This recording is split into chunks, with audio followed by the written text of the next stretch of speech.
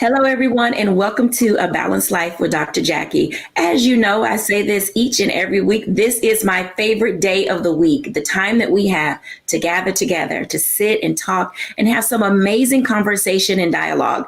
And let me tell you, today is not going to be without its oohs and its ahs and its ahas. We're talking moms, all things parenting, as we come upon Mother's Day. You know, I really do think about and cherish the relationship that I had with my mom. And I know, get your tissue, grab them. It's going to be a teary-eyed day for some of us. But, you know, in other moments, we'll just sit and talk and laugh because there's so many different kinds of moms. They're tiger moms. They're helicopter moms. There's will you stay out of my business moms. There's the you're too busy mom. There are just so many kinds of moms. And of course, we're going to celebrate those women in our spaces, our grandmothers, our aunties, our cousins, all of these women who are our surrogate moms. And oh, how we love them and the role that they play in each of our lives. So sit back, get ready for today's show on A Balanced Life as we talk about all things mommies.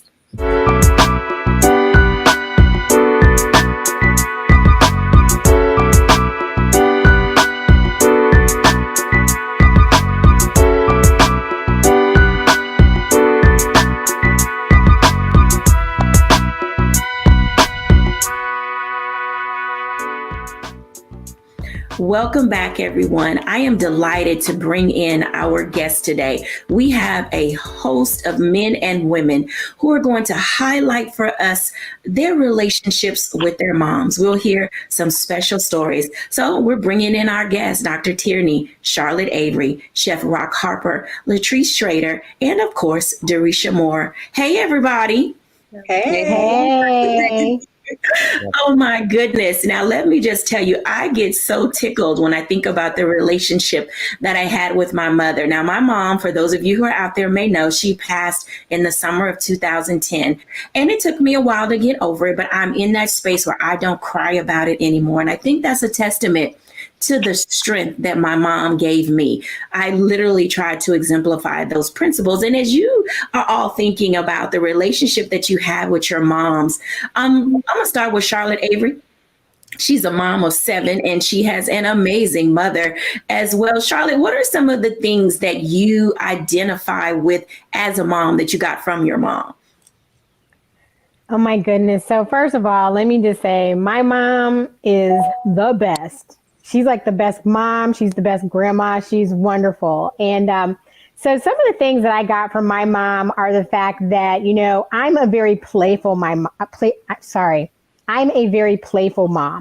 And my mom has always been very, very playful. She played with me and my brothers. She played with and even now, I mean, my mom is 74 years old and I'm so thankful that she's still living. But my mom plays with my children. She like hops on my son's bike and goes riding down the street.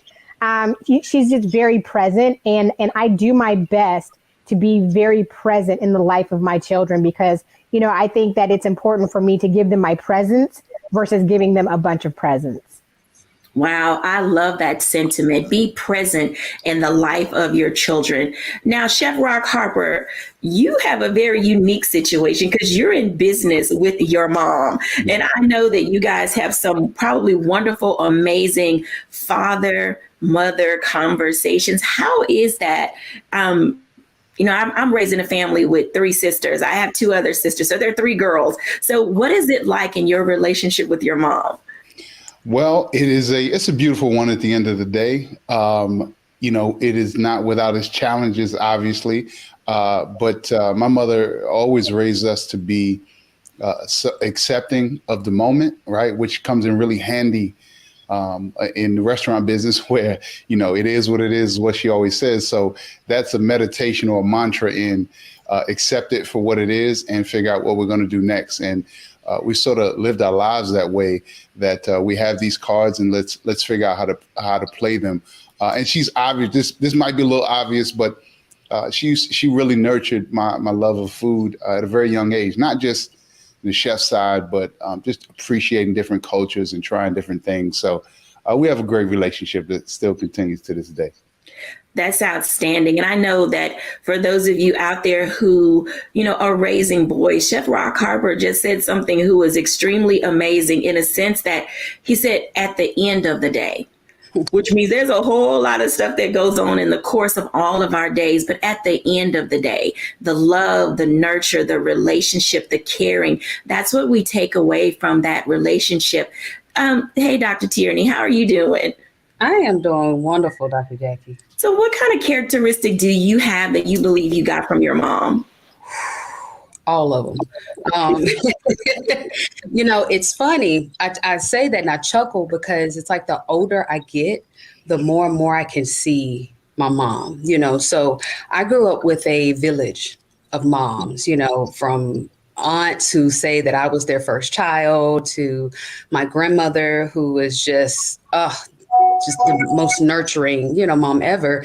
And then my actual mom, who was a single mother, and she worked so hard, to provide for me. And so the running joke with us was that I looked like my father, but that my personality and my temperament was like my mom. And so I would always, no, it's not. No, it's not. Well, there are so many times now where I will say something and my husband will look at me and go, that's your mama. You sound just like your mama. That you're holding your hands just like your mama. You hold your purse just like your mama, or you're walking just like your mama, or, and I'll just catch myself just doing little things or saying little things or making up silly songs as I'm walking around the house or, just little things that my mom, will say, or even when I'm talking to people, the number one thing she would always say, everything done in the dog don't come to the light. And so I hated it when I was growing up, like, but now I say that all the time, so it's just amazing how as I have grown and matured, I'm turning into my mom. I'm like that commercial, they say you turn into your parents, that's me all day long.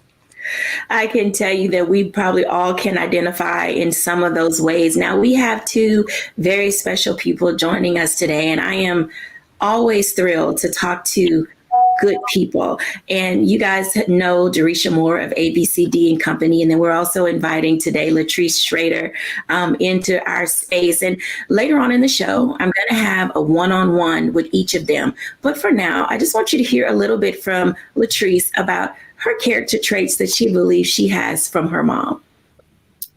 Well, one thing's for sure is I am organic like my mom. I didn't recognize until I was older that a lot of things she was teaching me was organic, making home meals for my family from scratch, being in the kitchen with her. One of the biggest tools or the things that she exposed me to and implanted in me was being a Christian. And that has gauged how I navigate life. And it's been very, helpful with my kids and how I raised them up. But I am my mom because I'm a hustler. She was a hustler. She wouldn't be broke. If there was a picture she could take off the wall to sell it to make some money, she would. She had us hustling and she taught us how to hustle so early on. So I take my mother's hustle spirit. I take her just creating a home for my kids spirit, making meals for them, and just providing a comfortable space for them. So I, appreciate my mom. She's no longer here, but I appreciate all of the things that she taught me without me even realizing she was teaching me those things. By just being around her every day and in her presence taught me more than anything that she could have ever conveyed to me verbally. So I try to do the same thing with my children, just have them in my space because there's so much to learn just from being around, your mom or your parents that you can just pick up on without them communicating it. So I took those things from her. And I don't know if that was her thought pattern in doing those things, but I learned a lot from just being in her presence. I'll tell you, you said a word there because definitely more is caught than taught. Oftentimes we don't identify readily that we're modeling certain behaviors and actions and attitudes. And then all of a sudden you see your little person doing something that you did and you're like, who taught that child that thing? And sure enough, we picked it up from some place, where they have seen us or other adults around them. Hey, Jerisha. Hey. How are you doing today? I am awesome and glad to be here. I am excited that you are here. Now, I know that I'm going to talk to you a little later on in the show and we'll get into some other things, but what are some of the character traits that you see as a young woman that you gleaned or that your mom taught you? So I would say for my mom and I, we are both extroverted. We love people. And I remember when I was younger and we would just walk around the neighborhood or we'd go somewhere and everyone knew her name. But the story around who she was is even more powerful. And that was of loyalty and the fact that she's always there for people. And so I really take that into my relationships. And I see I'm pretty much the same. You know, everywhere I go, my business partners always laugh because people come up to them and they say, "Hey, I know your firm," or "Hey, I know Dorisha. Is that your business partner?" And they're like, "Yeah, well, what about me?" So it's just hilarious to me how I've taken that spirit of influence. And I know that it's a God-given gift that I have from her, and that woo and that love for people. And so I really see the connectivity and how, you know, like one of our fellow panelists said, you walk around and you're with your parent, your mom, and you're experiencing what their life is like, and you never know how that same influence and that impact translates to yours as well. Absolutely. I hope, audience, that you are taking good notes and paying attention to what our guests have said today, because in this grand scheme of parenting, and, you know, there is no manual for motherhood. It's something that happens and then you sort of figure it out along the way. And then you learn how to take the training wheels off. When we come back after the break, I want to have a special one-on-one conversation with Latrice Strader. You're going to learn a little bit more about who she is, what she's doing in her space, and how she's navigating not only being a mom, but being a force in this world. When we're back after the break.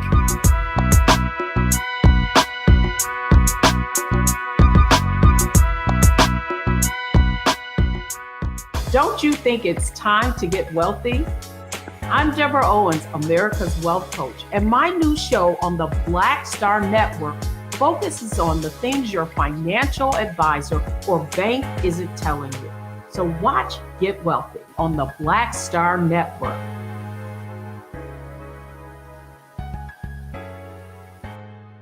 Pull up a chair, take your seat. The Black Tape with me, Dr. Greg Carr, here on the Black Star Network. Every week, we'll take a deeper dive into the world we're living in. Join the conversation only on the Black Star Network.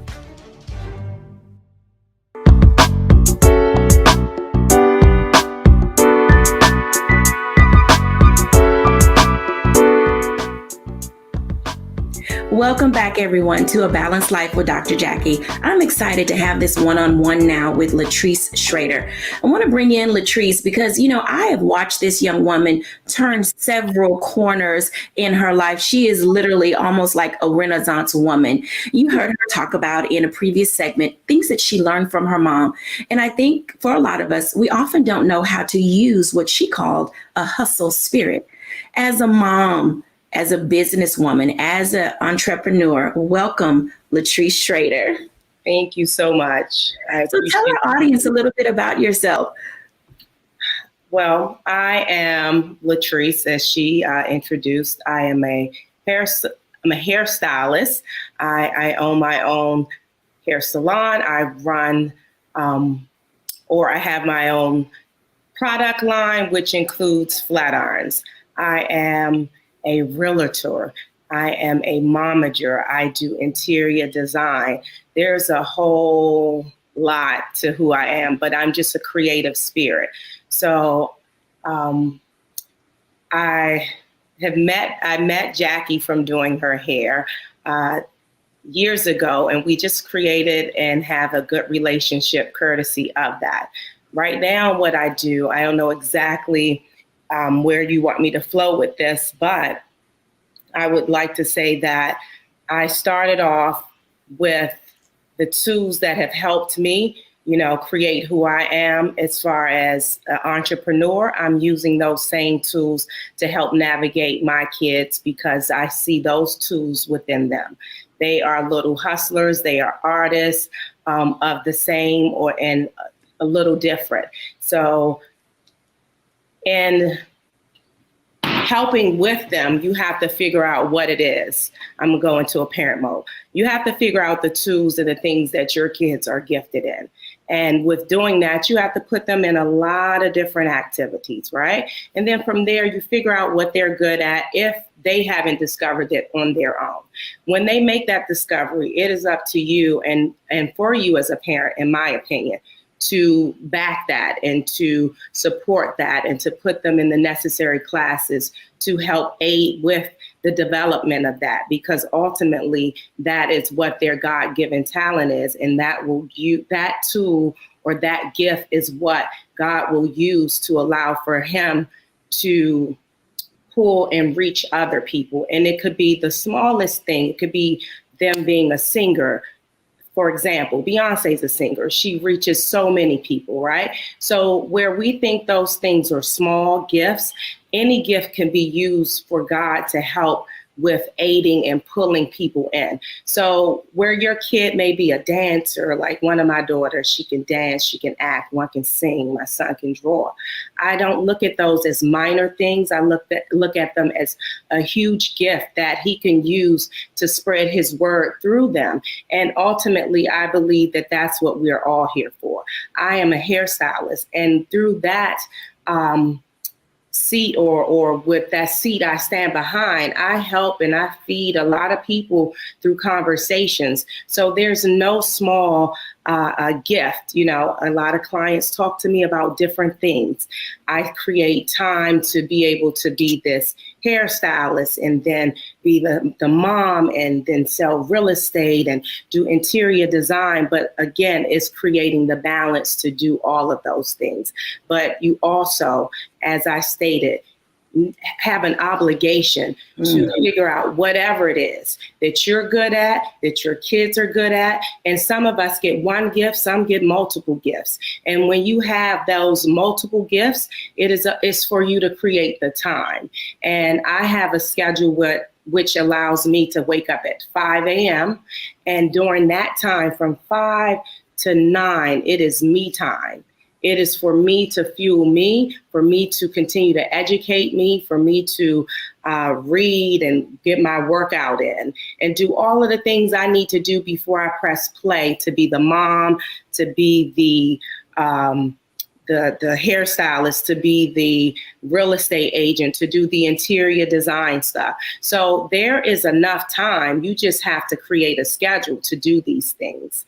And so I think we owe it to ourselves to make sure that we create the time in every day to feed us, because otherwise we will deplete ourselves and we will just be operating in the spirit of helping others and not ourselves. And then you become drained and burnt out, and you don't want to ever get to that point. So I would say, in creating a balanced life, figure out that time where you can do 2 hours or an hour, that's all you can do, to just fuel and feed yourself so that you can continue to feed others and the world. Because if you're depleted, then how can you be used?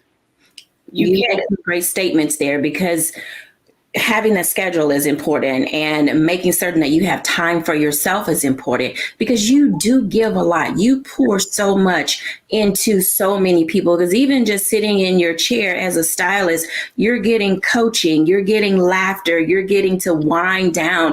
And so you do, as you said, you feed people, you give so much of who you are to other people. And I'm glad that you mentioned for our audience the time that you take for self. Because, you know, you're not being selfish to wake up early and want to have that quiet time, because your body deserves that. Your mind needs it, so that way you can pour out as much as you do. Now, you recently did something that a lot of people only dream of. And I think that it's very exciting. And you guys, when I tell you what it is, you're going to be like, okay, wait. So she's owning her own hair business. She works with some of the most amazing people in the industry in that space. She's, you know, got her kids, you know, graduating out of Duke Ellington School of the Arts, and they're in their own right doing plays and music and graphic design and so many things. But you recently took the time to go on a game show. Now, but how in the world, with your schedule, did you find to get on a game show and then do the most unthinkable thing in the end of it? Please share. So my daughter, the oldest, she graduated from Berklee School of Music, and she came home and I decided, oh my gosh, I got to have this party for her, a celebration. This is a huge accomplishment. She has a double major for songwriting and music business. And I'm in my back room that you can see back here, and I'm watching Wheel of Fortune. That is my thing, right? Since I was little, watching it with my parents. And my kids hear me yelling at the television all the time. They're like, Mom, just go on the show, audition. Because I'm back there solving puzzles, yelling at the people. So I said, you know what? I'm not doing this. I'm going to get on there. I'm going to choke. But my daughter comes down this night after her event for her graduation celebration. She says, Mom, audition. So I said, you know what? Whatever. Shortly after she said that, Pat came on and he said, now easier than ever to audition for Wheel of Fortune. And I said, okay, well, let's see, because that must be a sign. So shortly after, they put up a link. I go on to this link, which is wheeloffortune.com, I believe, from what I recall. And when I clicked on it this time, it was easier to actually navigate and figure out how to get on the show because I had checked prior. So when I looked, it said do a minute video. It said do the application. So I do this video with Snapchat because it put the filter on me, right? So I didn't have to get up and put any makeup on. It just didn't give me an excuse to not do it. So I recorded, I stopped at a minute, like spot on. So I uploaded that, put the application in, sent in my group chat to my kids that I had submitted. And maybe a couple of months later, my kids asked me, well, Mom, what happened? I said, I don't know, maybe they didn't pick me. A few weeks after that, my mom passed on August the 8th. So I celebrate her every August 8th. On, I believe, the 10th or the 11th, I received notification. Now I'm at a dinner with my girlfriends and I'm complaining to them that I have to call Comcast because my Wheel of Fortune segments are not recording on my DVR. So they think it's not that serious, but it's that big of a deal for me. The next day, which I believe is the 11th, I received an email stating that I had a Zoom audition for Wheel of Fortune. Congratulations. And I'm like, oh my gosh, wait a minute. They have selected me. I'm not out the window, right? I'm not out the loop. So I had that audition maybe 2 weeks prior, and it was an audition actually with another potential contestant, and we saw puzzles. We went in separate rooms. We had to do puzzles on our own. And from there, maybe a couple of weeks after that, I was selected, which was shocking for me because now I have to face all of these fears of, oh my gosh, if you get on there, you may choke, because I've seen people do it. And I know that they have to know these things and they're doing well at home, but it's the pressure of going on the show. So now I get this opportunity to go, and it's Secret Santa week. And I'm like, oh my gosh, that's a big week. So whatever I win on this show, a contestant can win, because now it's more pressure. I'm like, oh my gosh, I don't want to get the consolation prize of $1,000. So Latrice, you got to bring your A game because you want someone else to be blessed at home. So I get the date, I fly out. With all the COVID stuff, it's a little extra stressful because you have to get the test to get out out of DC. Honestly, they wanted to make sure I didn't have COVID. Took it once I got there the day before the show. Now it's the morning of, but let me not speed past this portion. The day I took my COVID test for the show in LA, I met a lady named Peggy. My mom's nickname is Peggy. And for some reason, I was like, oh my gosh, this is like my mom being right here with me. And me and this lady, we kicked it off, and she brought me some comfort for some reason. And we talked, and in her conversation, I was unsure if I was going to go walk that day or if I was going to go back to the room and study and get more prepared, because I was nervous. I was so nervous. I've never been that nervous in my life. I was eating Tums. I've never eaten Tums. Went through a bottle of them in like 4 days because my stomach was flipping, and I thought that, I thought maybe I was lactose or something. I said, maybe it's the milk. I couldn't figure it out. But all along, it was the whole being selected for this show. So now that I'm on the show, it's the morning of, and I'm like, you got to do this, because all of the encouragement and all of the pushing and the backing that I have done for my kids, I couldn't be the one that backed out, right? And now my kids are rallying for me the way I rally for them. They're sending me text messages, Mom, you can do this, you got this, because they know I'm nervous, right? And I'm sitting there the whole time, like, you got to do this, because you got to show your kids that when the big stage and when those opportunities come, you have to be prepared. You have to face it, head on, and just go with it. And at the end of the day, I had to tell myself, God did not bring me here to embarrass me in front of a bunch of people, or to, not get the glory out of my presence of being here, because I'm this local, regular DC girl, come from DC public school. I've had some great highlights. I've, with my business and different things like that. But I'm like, out of all the people, and these people are talking in the waiting area about how long it took for them to get on the show. So I'm like, this is a blessing. There's a reason you're here, Latrice. So I go on, and I said, it's game on. It's nothing you could do. You just gotta trust it, and you have to just keep yourself calm. And I did it. They said, action. And I started getting comfortable, and I was, did a couple of toss-ups and solved the first 2. And then it's time to spin, and I bankrupt 3 times, which is throwing me off. So, and I'm so competitive. So now I have to still stay in faith, because I have to know that I already see myself in the winner's round. So in order for you to get there, you have to continue to pursue at a level of, I know that I'm supposed to be at the bonus round. And I kept going and kept going. And here we come. Here's the prize puzzle. And I land on the Express, which was the game changer, because now I don't have to touch the wheel at all, because the wheel is not my friend today, because I have 3 bankruptcies. And I totaled up maybe an extra $13,000 just for the letters and solving. And then I won the prize to Disney, a Disney vacation, which took that one round up to, I believe, about almost $20,000, which put me in the winner's seat, essentially. And so for someone to catch me, it could happen, but it was kind of unlikely, but I've seen it happen before. Now I get to the next puzzle. I do the pop-up. I'm really confident now. Now the other 2 come, the other young lady, she solves those. And here's the puzzle right before the bonus round. And I get there, and I have all the letters in front of me. This is being overconfident.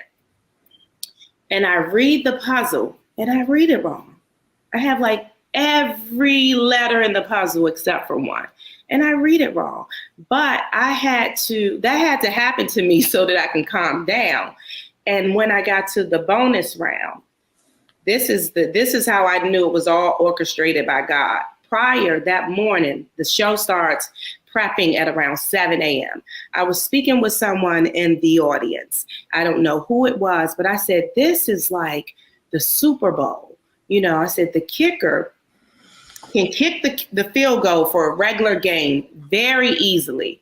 It's a no-brainer. I said, but when the Super Bowl takes place, that same 20-yard kick is very, very tough. I said, this is like me kicking the field goal. I kid you not. My bonus puzzle solve is kicking a field goal. I couldn't believe it. So is this like the final round where you are winning everything? I've won everything. I'm going to the final round. My choice is fun and games. So tell us how this ends as we prepare to wrap up this segment. What happens? I know the audience is waiting. They want to know. They haven't seen the show. round. You haven't told anything. So I get to the bonus round and I win $39,000 for this one puzzle. And you couple that with what I've already won, and I've won a total of $62,000. I think $399. I kicked the field goal and I won the entire show.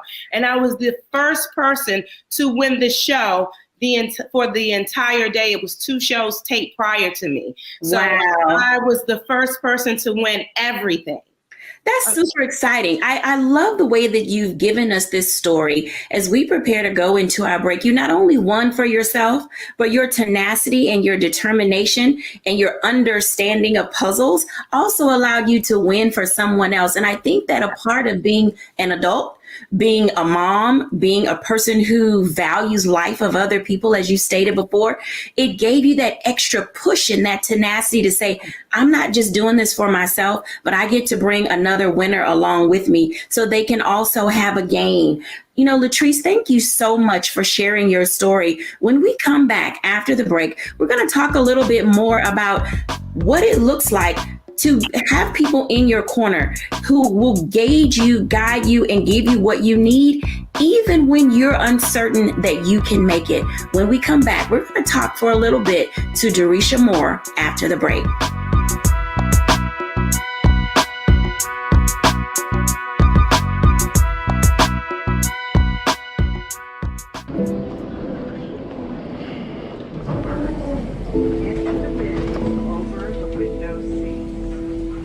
Are the only bins that will accommodate larger rollerboards. They put 10 in here? 10, and you don't come out till you die. And you eat him, you hoop 10. Oh my God. So what?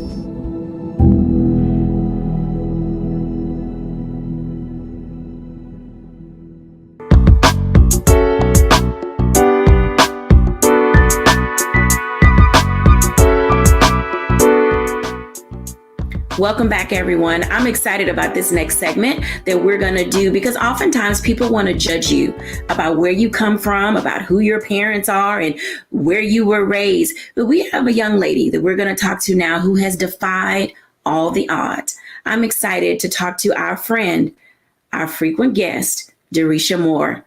Hi, Derisha. Hey, hey. Let me just say, I'm very comfortable with the fact that you are comfortable with the questions that I'm going to ask you. Yep.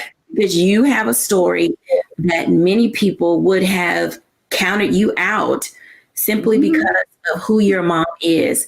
So I just want you to share a little bit about your mom and your background and highlight the amazing trajectory that God put your life on in spite of your past and your upbringing. Yes, absolutely. I'm proud to share. I believe that every part and pebble in our life's journey really transforms our thinking and most importantly, catapult us into our purpose. So as it pertains to my life story, I am born and raised in Cleveland, Ohio, inner city. I know every time I talk about Cleveland, some way, somehow, Bone Thugs and Harmony comes up. And that's a very small part of Cleveland, but it is a relevant part to my story as I grew up on 93rd and St. Clair, which was only a couple blocks away. But what I wanted to share about my mom in particular is that she did not have a college education.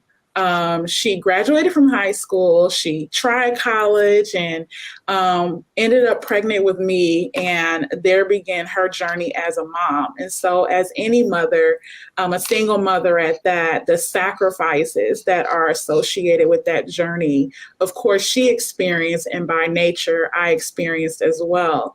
And so going into public school, and one of the things that I can say that even though I went to a Title I school, my teachers, most of them were actually Delta women. They were so influential in my journey and really building that community and that tribe and that village that Jackie talked about earlier. But this was a part of my journey, and my mom having to prioritize working and providing for myself and my sister and I, rather than be super, super present in what was happening to me in school and what was happening to me even socially and in terms of like my development and how I was growing as a young lady. And so that's a small piece, but I say all that to say, on the flip side of things, I am living in Northern Virginia. A lot of the youth that I work with, our lived experiences are the polar opposite. They come from two-parent households. They come from parents who are college educated, and that was not my reality. But my mom, she made the necessary sacrifices for me to be here. And I think one of the things that really is powerful is that she allowed, within reason, and people that she trusted, surrogate moms, aunties. My aunts played a huge role in my life. I come from a background of very strong women, my grandmother. And so although my mom could not always be present, there was always someone there to be there and support me along the way. Support is extremely important when you're growing up in the inner city. And I know that our audience will be like, that's not so unique. You know, we all have something in our past or in our background, but it's those unique challenges that, you know, we always talk about this nurture versus nature. And so when we talk about these things, oftentimes your environment can be the hindrance to your progress. Can you speak to our audience, to those parents who are raising children in less than comfortable situations, who can say, you know, Theresia, you're a Gates Millennial Scholar. Now, coming out of inner city Cleveland, people are like, how in the world did this young woman, you know, from that side of the track, if you will, get into a space of being able to be academically sound, professionally developed? How do you balance the nurture versus nature aspects of your life? Ooh, that's a deep question. It's a deep question because the nature, the genetic sides of things can totally sometimes be barriers, so you think. You know, being in an environment where I am a first generation college student, being in an environment where I did see the crime, I did see the drugs, I did see the violence, that combination of the nature and just genetically what you're engaged with on a day-to-day basis, and then what you're around and what is nurturing you, because, you know, regardless of how much sometimes parents try to protect the very nature or nurture of an environment can have an adverse effect. But I'm grateful, because one of the things that I will say is that balance approach was knowing that allowing others to mother my child, I'm speaking, you know, in the language of my mom, allowing others to step in doesn't take anything from me. I think a lot of times as parents, there is this protectiveness in it, as it should be. And I will say, I do not have any children. I aspire to be a mother, but what I see even as a mentor, and I'm speaking, I think, from that lens, is that there is oftentimes this tension with, you know, at the end of the day, I'm their parent. And it's, what can I bring my children that is comprehensive, that is holistic, that regardless of where they come from, regardless of what their environment is like, they're going to be positioned to walk in purpose and be the best that they can be. And that was my lived experiences. No matter what the sacrifices were for my mom, what really separated me is her value and appreciation for those surrogate mothers, and recognizing that having the aunties and the big cousins and those other women who came in to mother and smother did not take anything from her. And I would say that no, the education system should not be responsible for rearing your children, but there is a partnership that has to happen for the betterment and for the best of your child. And she leaned into that too. All of my teachers, my second grade teacher is my Facebook friend. And she just comments on my posts, and she's so excited that she could be a part of my journey. And my story wasn't always that I was this brilliant, intelligent, respectful young lady. I went through a journey, a very rough journey. I was angry at periods of my life. I was frustrated at periods of my life, even envious. And I couldn't understand why God allowed me to experience such a different reality that even I experience now, and having to reconcile with that in my adulthood has been a journey. And it's been a journey that I've experienced with Jackie, and she's just been amazing, a part of that surrogate mom community in terms of helping me see what I really need. And I think those lived experience, even for her, for Jackie, is different than my mom, obviously. So I say all that to say that it's remembering that village is important. And just because you are biologically the parent, it does not take anything away to build, of course, a safe but comprehensive community that fills in the gaps. Filling in those gaps is one of the areas where we definitely need people to step in. You mentioned that it does take a village, and I want to appreciate you today for being able to share your story, because oftentimes children today, being in this pandemic, I cannot imagine, we lost over 600,000 people during the pandemic.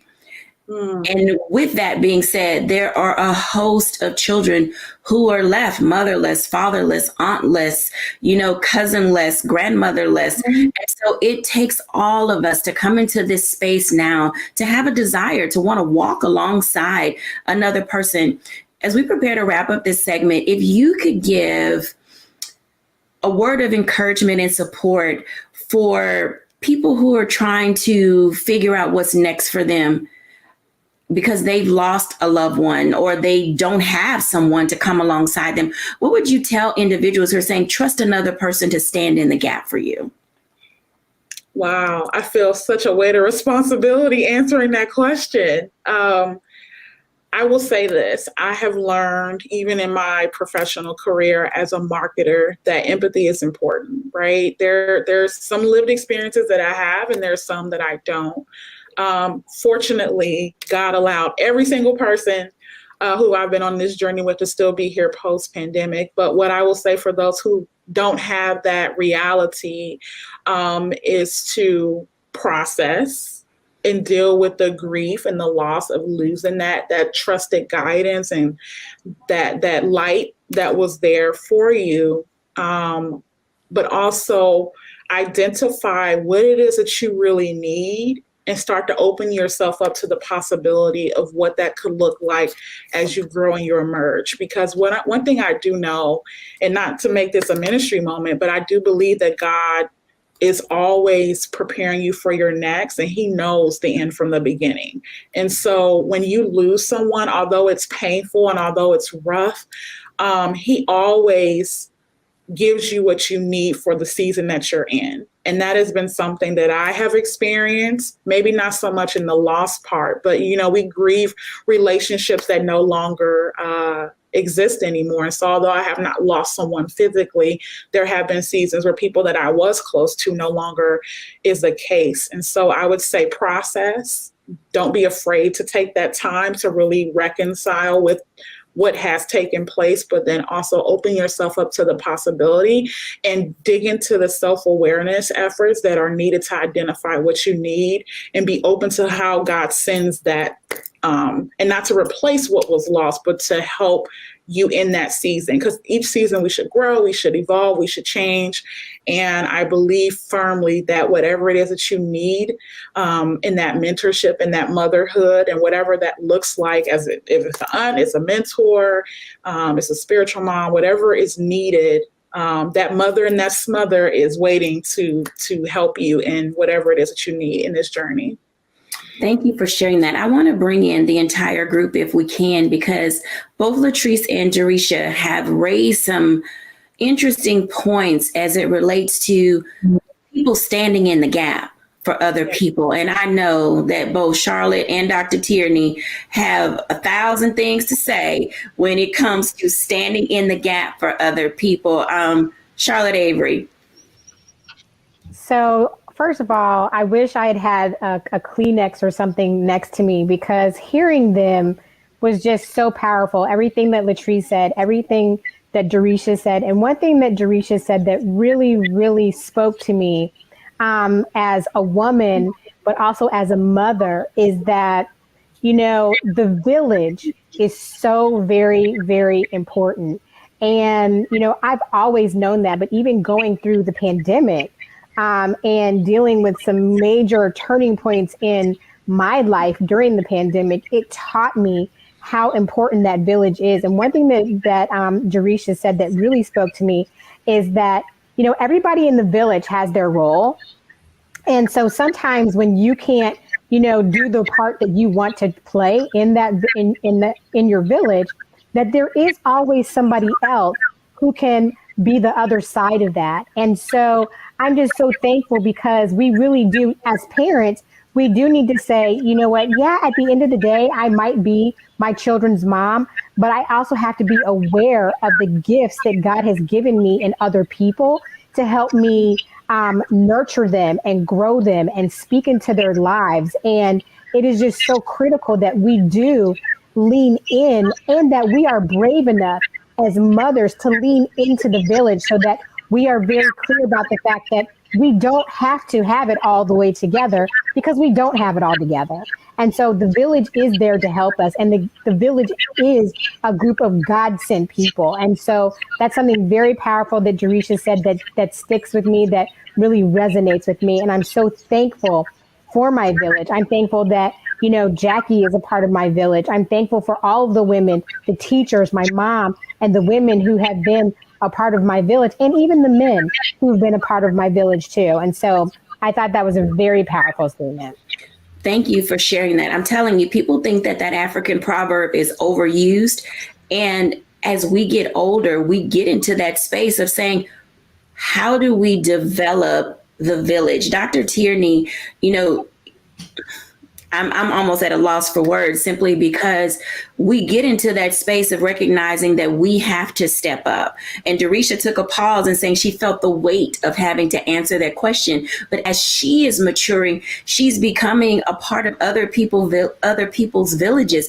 Dr. Tierney, what does it look like to be a village member? Absolutely. Absolutely. So, as Jerisha stated, I am a product of the village. I think I said at the top, first segment, I have a community, of mothers. And so all of the things, I love what you said, Jerisha, the mothering and the smothering, all of the mothering and the smothering that I received over the years, it's now my responsibility to give that, to those that are around me, to be a helpful part of those villages. So I am not a mother, but I am TT all day long. I have so many God babies.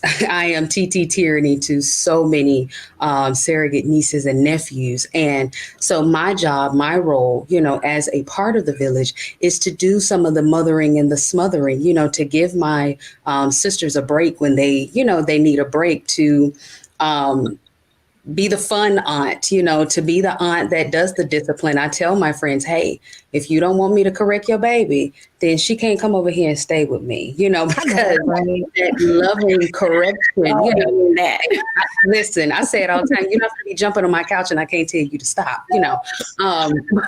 but that loving correction, pouring all of that is in me into them, because just like I am a reflection of my mom, my grandmother, my aunt, some of my mom's friends. I mean, even my mom would look at me and say, "Oh, you got that from Tracy." I feel a responsibility to pour that into those that are around me, into those children that are around me, even if I don't have my own. And who knows, one day God may come down and say, "Hell, Tierney, you have been blessed and highly favored, and you're going to have a baby." I'm going to be calling Charlotte, Jackie, let me collect my village. I need my village, And so I just think in that case, it's just reciprocal in that way. Absolutely. I know that we're going to go to a break in a moment. I'm going to do my reflection at the end, but I need to ask Chef Rock, because for some of us, our grandmothers are no longer here, but you have a special relationship with the women in your life, and your grandmother is still with us, yes? No, she passed several years ago. Okay. I was wondering about that because of the relationship that you had with your mom. In that relationship that you had with your grandmother, how has she impacted you, or her life impacted you? Well, one of the things, as I'm just benefiting from all of this wisdom being shared today, and I've been blessed to have so many different mothers and to have been raised by a village in my life. And I'm grateful. That's one of the wonderful things about my mother, is that she did lean on the village and continues to do so today, even when I ask her to not pick up the phone. But one of the things that I wanted to point out that, talking about the village, my father died when I was very young, maybe around 4 or 5 years old. So my biological father was not there. And as I said earlier, the mantra it is what it is, like full acceptance. And one of the things that I've come to appreciate more and more every year is that my mother never tried to be a father. She definitely was and is, strong and a hustler and held the family down for many years and put us through college. As a father, I'm just like, how did you do that? But she would put, whether it be deacons at church or people, uncles, she would put men in my life. And she told me, in no uncertain terms, that I'm not a man, and there's certain things that I need you to learn from men. So speaking about the village, I think that it goes. That is something that is truly phenomenal about my mother, is that she realized that there was something, as great as she was, there was something she could not give me. And she worked her best and did her best to put that in my life. And I'm grateful for it. Thank you, everyone, for sharing today your thoughts and tips. I know that our audience, when they watch this segment, as we, talk about what it means to have people in our life and in our space, we're celebrating moms, and when we come back after the break, I'm going to do my reflection and then wrap things up just a bit so that we can literally see how we are engaging everything that we need to do day to day. Today has been no shortage of an opportunity for us to gain tips and wisdom from not only our guests, but those to come. When we come back after the break, I'll share my reflections.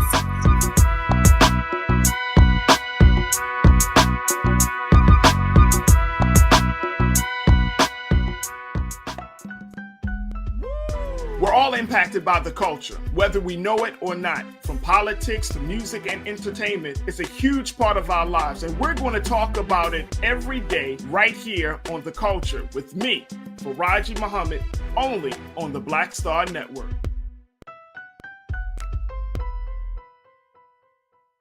It's time to be smart. Roland Martin's doing this every day. Oh, no punches! Thank you, Roland Martin, for always giving voice to the issues. Look for Roland Martin in the whirlwind, to quote Marcus Garvey again. The video looks phenomenal, so I'm really excited to see it on my big screen. Support this man, Black Media. He makes sure that our stories are told. See, this difference between Black Star Network and Black-owned media and something like CNN. I got to defer to the brilliance of Dr. Carr and to the brilliance of the Black Star Network. I am rolling with Roland all the way. Honored to be on a show that you own. A black man owns the show. Folks, Black Star Network is here. I'm real revolutionary right now.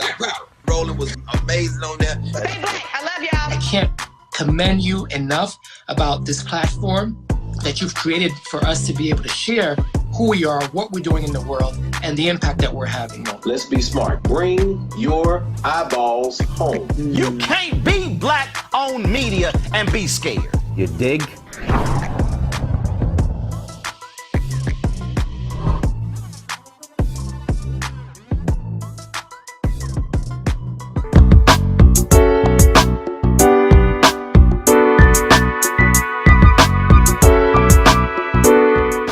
Welcome back, everyone, to A Balanced Life with Dr. Jacquie. I can tell you that I have learned so much from our guests and our panelists that we've had today. Whether you are a helicopter mom, a playful mom, if you had a mom in your life that was super strict and never let you go outside and made you come in before the street lights were on, we are all better for the women that have been in our spaces. Now, if you're thinking about becoming a mom and you're afraid, trust me, each of the persons that you've heard talk today, they had that same type of fear and trepidation, but they began to seek out people in their village who could give them the wisdom, the direction, the guidance that they needed in order to be able to say that they were ready. Thank you, everyone, for watching today. And I know that for those of you who have lost your moms, we're going to light a candle today for them. It is in the spirit of motherhood, the spirit of parenting, the spirit of thankfulness and gratitude that we light this candle at the end of our show today for all the moms who have gone, whether they passed away suddenly, whether you lost your mom during this pandemic, whether they had long-term illness and you had an opportunity to prepare. Let me just say, losing a parent is not easy. I'm coming up on 12 years this summer, and some days are definitely better than others. But I am delighted to be able to walk by the mirror each day and see some of my mother's features, to have conversations with people and share from some of her wisdom and mother wit. We honor you today, each of you who are in whatever space that you're in as we approach Mother's Day. We honor you and we honor their light in you. Have a great week, everyone. Enjoy your Mother's Day. Celebrate the way that you can. Peace and love to each of you. Bye now.